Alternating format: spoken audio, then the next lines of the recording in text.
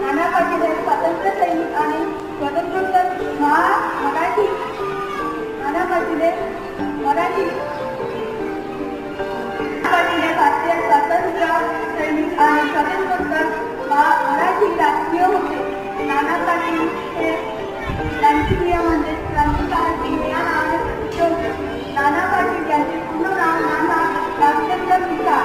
यांचा जन्म 3 ऑगस्ट 1900 साली सांगली जिल्ह्यातील झाला.